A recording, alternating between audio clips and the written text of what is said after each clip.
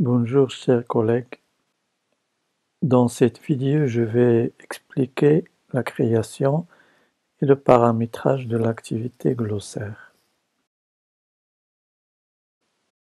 Voici le plan de la présentation. Première étape, découverte, création du glossaire, paramétrage, la sauvegarde et la restauration. Donc on va découvrir ensemble qu'est-ce qu'un glossaire. Ici vous avez la définition qu'on a extraite de la plateforme Moodle et la page d'accueil du cours. Ici vous avez l'intitulé et la description du cours. Nous sommes dans le glossaire, la première page. Ici vous avez les articles arbitraires du signe, phonème, consultation par catégorie. Ici, ce sont les catégories première, générale, phonologie, etc. Ici, la consultation par date, la date de modification ou de création de l'article, de deux articles. Et la consultation par auteur, on a caché l'identité des auteurs. Création du glossaire en 7 clics. J'active le mode édition, première étape. Ensuite, je clique sur le bouton « Ajouter une activité, une ressource ». Je choisis le glossaire. Ici, je peux consulter des informations sur le glossaire et je clique sur « Ajouter ». Après avoir renseigné le formulaire, notamment le nom du glossaire qui est requis, et si on veut la description du glossaire, je clique sur enregistrer et afficher.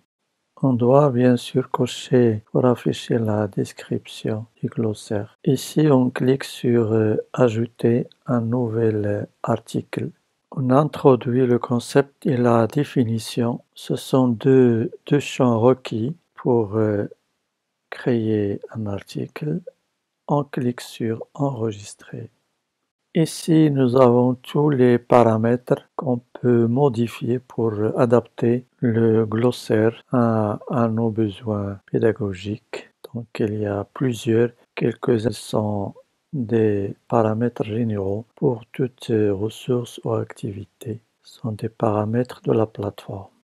Les paramètres généraux, donc on peut modifier le nom, la description, seul le nom est requis. Le paramétrage des articles, plusieurs options on peut choisir, oui, non, pour configurer les articles selon des critères adaptés à l'approche pédagogique. Ici, c'est très important d'activer les liens automatiques, surtout pour faciliter l'interconnexion entre le glossaire et les autres activités et ressources. Voici un exemple. Les termes soulignés sont cliquables et on peut consulter la définition linguistique, sciences, etc. depuis l'espace livre. Ici, on peut paramétrer l'apparence de l'affichage des articles du glossaire. Plusieurs options. On peut cliquer pour modifier, format d'affichage pour l'approbation, nombre d'articles affichés sur une page, afficher les liens de l'alphabet, afficher le lien tout, afficher le lien spécial et autoriser l'affichage pour impression. Bloc évaluation, c'est un paramètre général de plusieurs activités de la plateforme Moodle. Réglage courant, donc pour afficher ou non la page pour les étudiants et le numéro d'identification. Les restrictions d'accès, on peut ajouter une restriction ici. Nous avons des explications des différentes options pour restreindre. L'achèvement d'activité, aussi un paramètre général, on peut l'activer. Achèvement attendu le 21, etc. On revient aux paramètres apparence et on va développer le format d'affichage. Ici, on peut choisir un format proposé par la plateforme. On clique sur le bouton de l'aide et voici l'explication des 7 formats d'affichage qu'on peut choisir. Le premier, c'est l'affichage complet avec auteur. Ici, on constate donc que c'est un format complet avec auteur, date et contenu de l'article. Affichage complet sans auteur, si nous disposons seulement du concept. Affichage continu sans auteur. Les articles sont affichés les uns après les autres, sans séparateur. Cet affichage est identique à celui du format complet avec auteur. Mais ici, les images annexées sont affichées en ligne.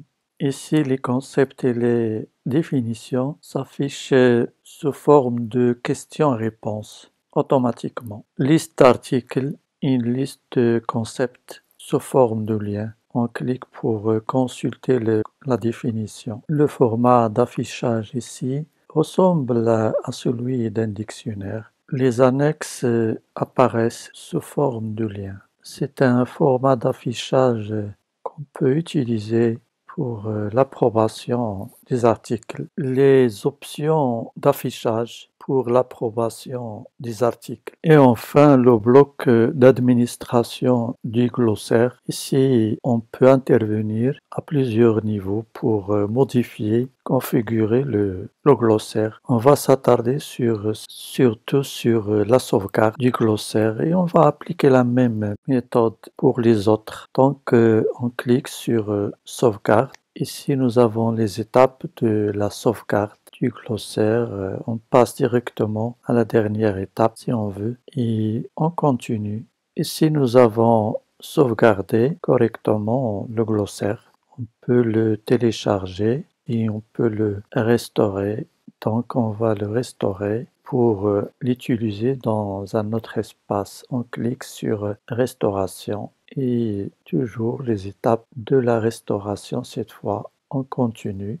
Ici, on peut choisir dans quel cours on veut restaurer ce glossaire. On peut renseigner ce formulaire et on continue. Toujours suivant l'intitulé du glossaire, suivant dernière étape. Tant que le cours ou l'activité a été restauré avec succès, voilà. C'est ça, le glossaire maintenant est dans l'espace cours. Merci pour votre attention. Au revoir.